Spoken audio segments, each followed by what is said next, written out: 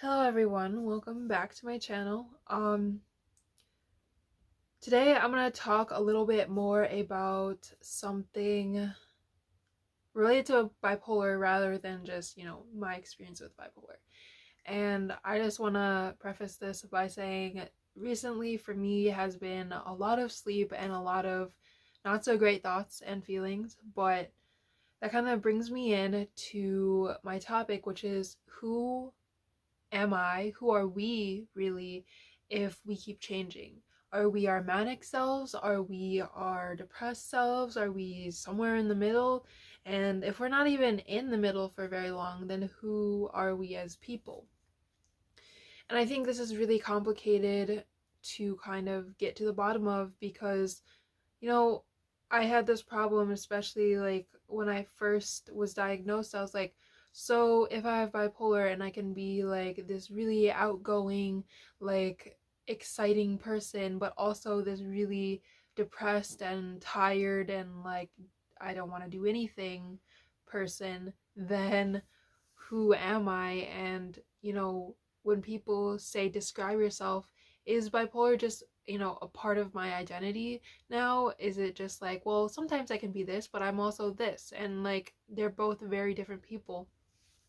I think the biggest, like, evidence of this is like when I take that 16 personalities test, I get like INFP sometimes and I get ENFP sometimes, depending on how like my mood is at the time. And I would say, of course, that like my more manic self is ENFP, but I'm mostly around like the borderline. Um, but anyway, to like really get down to like the meat of this question, I feel like the biggest thing that defines us is like our values and what we believe. It's not necessarily how we act at any given moment. I feel like anybody can be really outgoing one moment and really like sad another moment. Those are just like emotions. And I feel like bipolar definitely changes our emotions and changes it a little more drastically than for some other people. But when it comes down to who we are as people, it's like what we value, what we tend to strive for, what we, want to be seen as in other people's eyes. Because I think we as people generally want similar things or have like similar desires. And although those desires may be different, they're all have the same like categories, I guess. And those were the things that I described, like what you value, who you want to be seen as, and stuff like that. So when it comes to, who are we as bipolar people if we can be really depressed at times or really manic at times, and it seems like we're completely different people at those times. So, you know, what is my identity? What do I get to say that I am, and what do I get to say that I'm not? Am I an introvert or an extrovert? Am I outgoing or am I shy and quiet? Or, am I creative or just, more like follow the rules type of person? You know, I think all of these things go through my mind and have definitely in the past, where I just think there's just so many different versions of me that I don't really know who I am. And I think that when it comes down to it, the people around us know who we are better than we do. We kind of get confused in our thoughts and emotions, and um usually it's the people around us that can see who we are and can tell when we're not feeling ourselves, even despite being bipolar. I think that the people around us can still tell when something's off or when you're going through a rough time, and I, I do hate it when people are like, you don't seem yourself. And I'm like, what do you mean I don't see myself? Like, I am myself, sort of thing.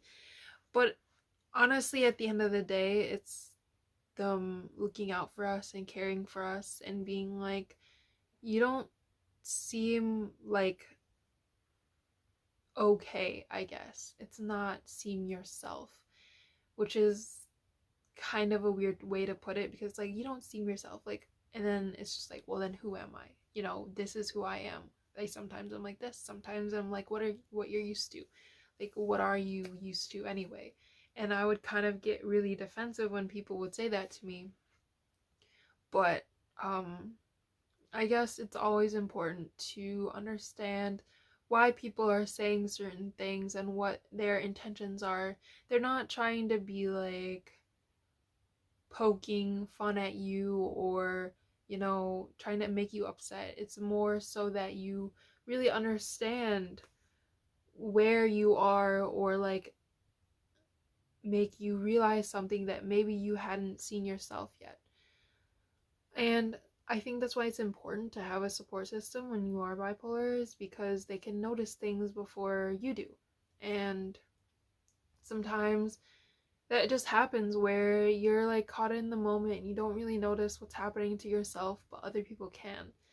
And for me, especially, my moods change a lot with sleep. And I think that when I get less sleep, I get manic a lot more easily. And when I get more sleep, that kind of pushes me towards depression.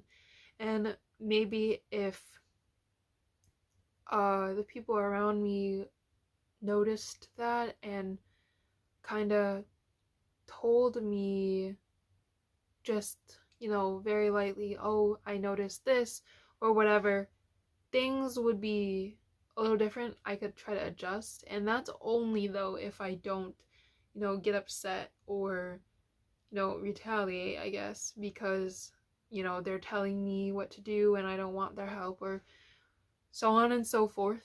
But I think there's a lot going on in, our own lives that we can't always notice everything that's going on. And honestly, I've tried to be better about managing my own sleep. I've been using the health app, like Samsung Health, to kind of monitor my sleep every night, and it kind of gives suggestions for like when you fell asleep and when you woke up, and then I kind of just put that in. So I'm hoping that over time I'll be able to see like trends and like, oh, I got less sleep, I should be worried or something about that. So yeah. Um in general, I think that when it comes to personalities and, us as bipolar people, we don't have to necessarily say, oh, I'm these and these and these traits. We just are who we are at any given time, and people change sometimes from moment to moment. We just tend to change a little bit more, and that's okay. And we have to learn to accept that it's okay. Um, yeah, I think that sometimes it is really hard to accept, and it's weird because I thought that not too long ago I had accepted my situation and everything I go through, but sometimes when I get in a really hard place like I am now, I kind of go a little bit backwards on acceptance. I guess this is different from radical acceptance in that this having bipolar or whatever will never change. It's here to stay for my whole life, and I have to come to terms with that. Whereas radical acceptance is more like accepting where you are at any given moment and knowing that, things can change. But when I go through these cycles and like